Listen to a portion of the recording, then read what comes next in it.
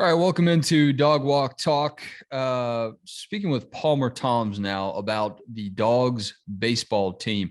Palmer, the Diamond Dogs getting fired up this weekend. Should be unseasonably warm for at least one of the games, I think. I'm no meteorologist, but I remember back in my days covering the Diamond Dogs in college, it always seemed like that first homestand had this just really annoying reputation to be cold and miserable out there. But I think if you're a fan of Georgia and specifically of Georgia baseball, you have no reason not to come out and see the team. Oh, and on top of that, they're a top 25 program this year. Yeah, exactly. I mean, I wrote the article, the column encouraging you to get out and try Georgia baseball. I guess it was last week, week before opening day. And yeah, it's definitely an exciting time over in that neck of the woods, the 5 Points, Foley Field area. Georgia, like you said, a top 25 team ranging anywhere from 14 to 22 in the preseason polls. Bulldogs are expected to be competitive in a extremely competitive SEC. I mean, from top to bottom, you've got teams that are capable of making it to Omaha. In the coaches preseason poll, 7 of the 14 teams, that's half of the teams, received a vote for first place in their respective division. Georgia being one of those. 6 of the teams, not including Georgia, received a vote to win the whole league. So I think, when you're talking about SEC, it just means more. People think that just applies to football, but you've seen it applied to basketball this year, and you're seeing it applied to baseball on a regular basis now. So for fans that might not be well-versed in Georgia baseball, obviously that competition last year in the league was tough and, really difficult for them to overcome, even though it was a talented team last year as well. Where are some areas that you're looking to see Georgia, gain some ground on the SEC competition this year? Yeah, I think if you look back on last year, kind of setting the table for this year, really, I think you've got to go back to 2020. If you want to set the table fully, Georgia has been competitive. They were one of the top teams in the SEC. In 2018, 2019, both those teams hosted regionals, meaning that they were a national host both those years. So they were set to host a super regional as a top 8 team in the country. 2020 season rolls around. Dogs are rolling, number 2 in the country. Obviously, COVID shuts everything down, but that was a really disappointing big blow for this program because it was an opportunity for Georgia to make it back to Omaha, something that they haven't done since 2008. You've seen, I think it's 10 teams have made Omaha from the SEC in the last decade just over a decade. And Georgia is not one of those. So I think, going into 2021 last season, obviously there were, big expectations coming off of a strong 2020 shortened season, high hopes, but at the same time, it was an incredibly inexperienced team, incredibly young group of guys. You lost Emerson Hancock, who was a top 10 pick to the Seattle Mariners in that 5-round MLB draft. You lost Cole Wilcox, who was likely going to be a first-round pick. Ended up getting picked in the 3rd round, but received first-round money, just the way that it works in the MLB. So you lost a couple of your top guys, experienced shortstop and Cam Shepard as well. So I think that, looking back on last year, it was an inexperienced group, new faces all around the field. And so as that relates to this year, I think that you're just going to see a team that is a little bit more confident, talking to some of these guys, head coach Scott Strickland, don't mix him up with the Florida AD. Please don't.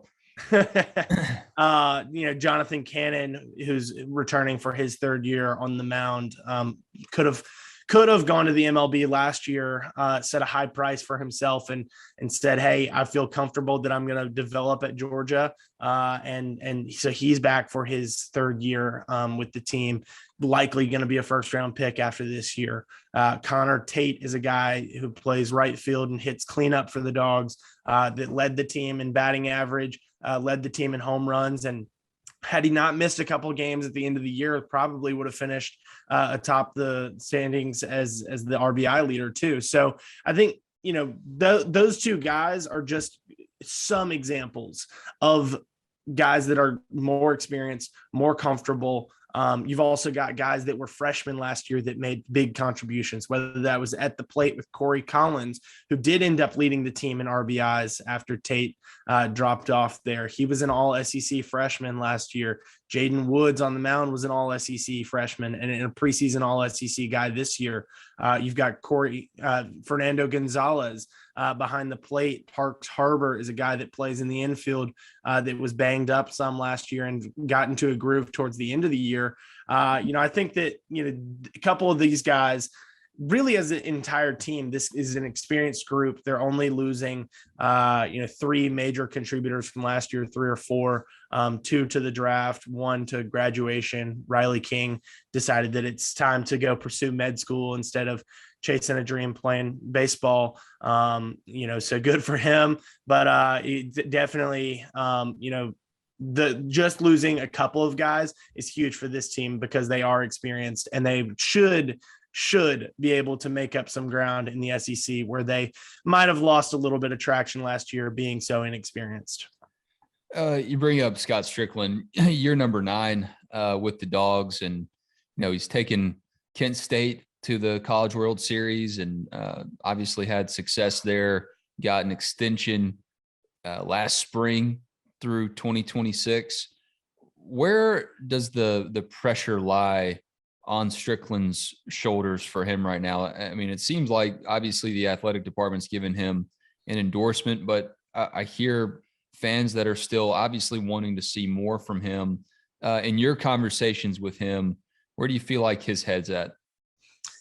Yeah, I think he knows the pressure that's on him. And it's not necessarily anything that he's done. If anything, it's because of the success that he's had, early in his time at Georgia. Like I said, those 2018 and 19 teams were some of the best teams in the country, and 2020 was well on their way to being one of the best teams. But they didn't make it out of a regional. So I think that's where the pressure is on Scott Strickland. You've got to make it to the postseason, first of all, which they didn't do last year. You can probably give them a pass there with how inexperienced that team was, but you've got to make it there. And then you've got to advance in the postseason. I think that making a super regional would be a huge, accomplishment for Georgia this year. Obviously making it to Omaha is a huge accomplishment any year. And especially given the drought that Georgia's had, maybe in the continuum of the year of the Dogs, it's time for Georgia baseball to make that jump too. But I think that's where the pressure falls on Scott Strickland. He knows that he's able to look around the SEC and see these teams, these programs competing for national championships. I mean, Mississippi State and Vanderbilt were the two teams in the finals last year. You had Tennessee in the College World Series. Yeah. Just across, down the road, you've got Florida, who's been one of the top teams in the country for several years now. They took a little bit of a dip recently, but consistently one of the most successful programs across the division.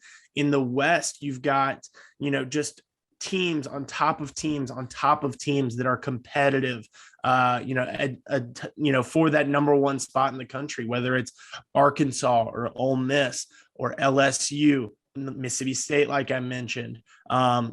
Those teams, and A&M has had historical success. They've made it to Omaha here, not too far removed from making it to Omaha.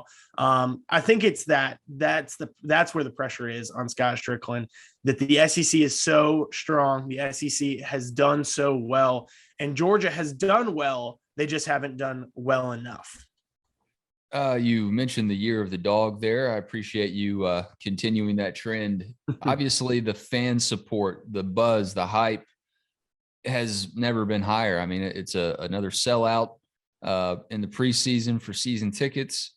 So squeeze in there when you can. And now another thing to add to the excitement that with your experience in the greenhouse up there on the hill, it can already be kind of rowdy at Foley Field for these games. But Georgia announced that softball and baseball will continue their pilot program of alcohol sales in the stadium. So from your vantage point, from your experience at these games, what kind of atmosphere are you hoping to see this spring in Athens?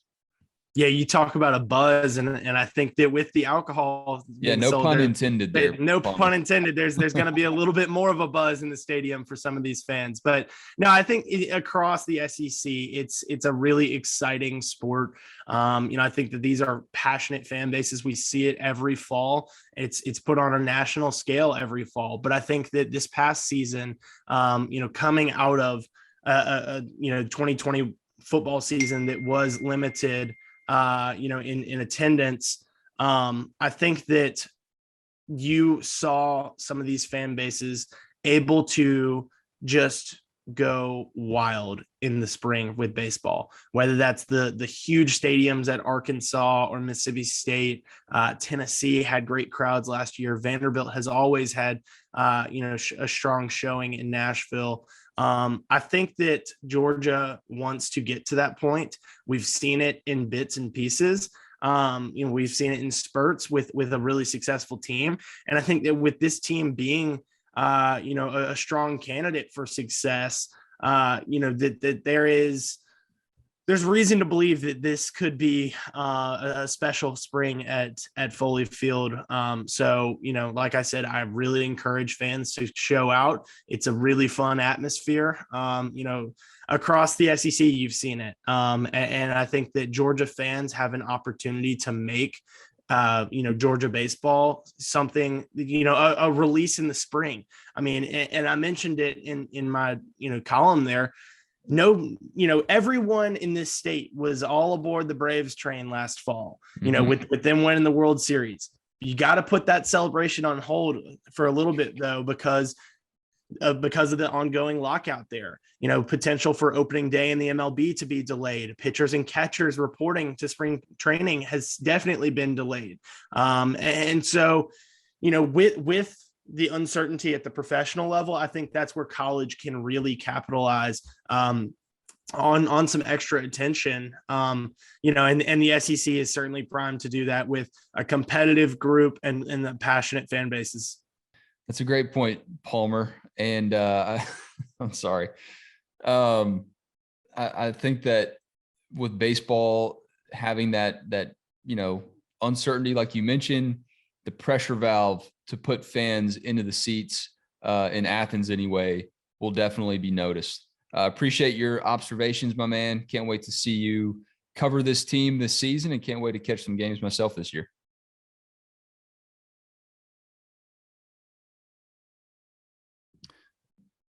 All right, continuing now on Dawg Walk Talk with Jack Matheson.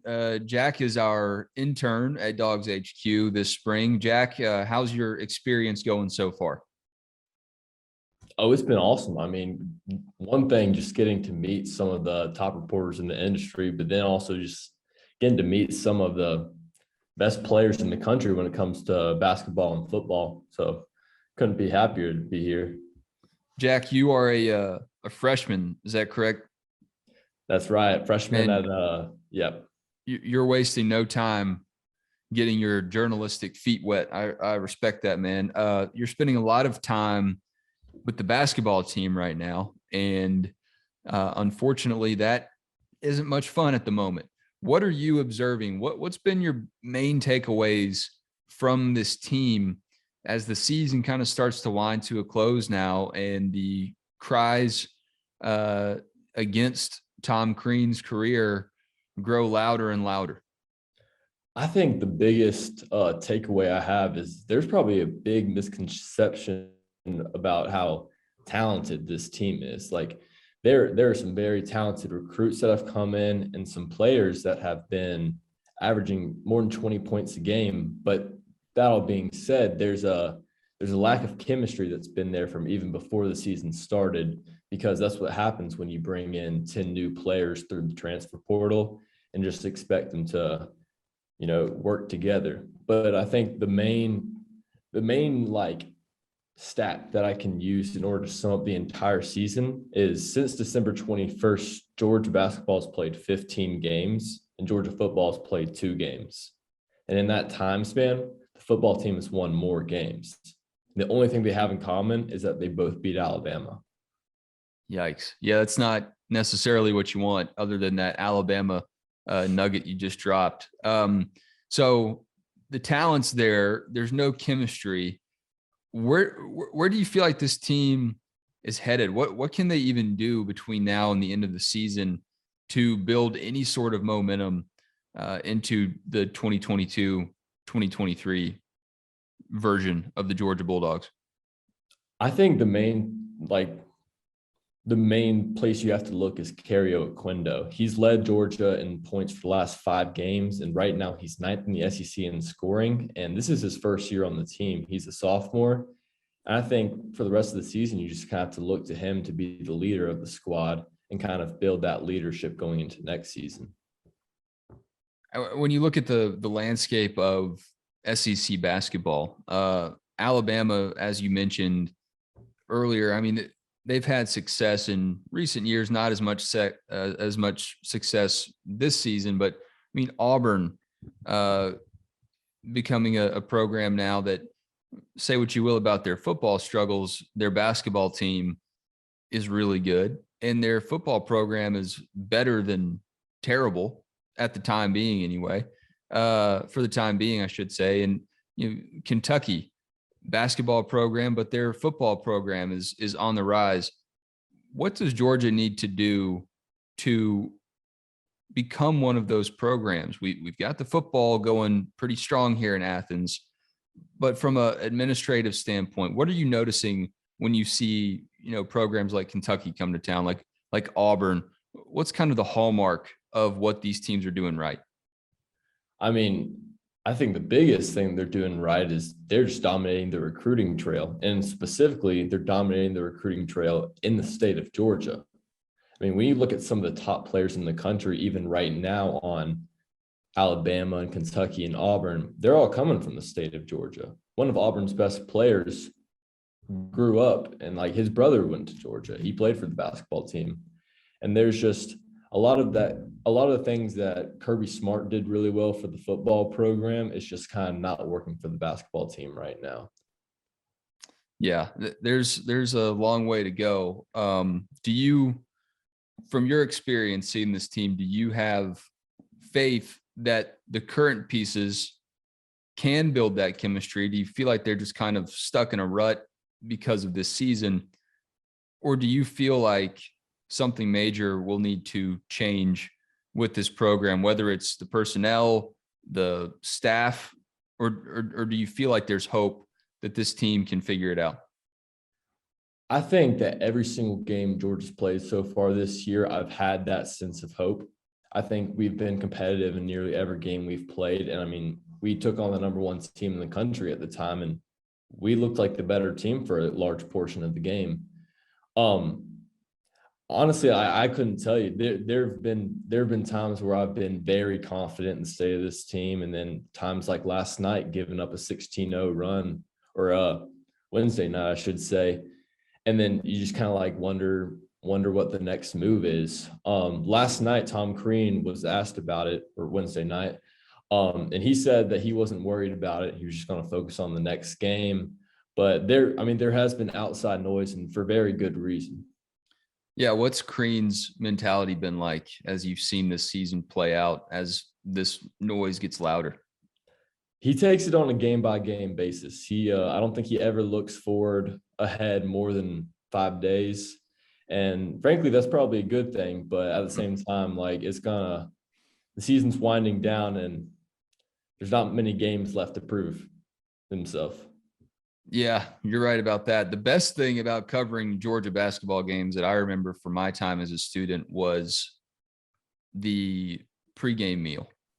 What has been the best media meal at Stegman this year? Honestly, I'm just a big fan of their tacos.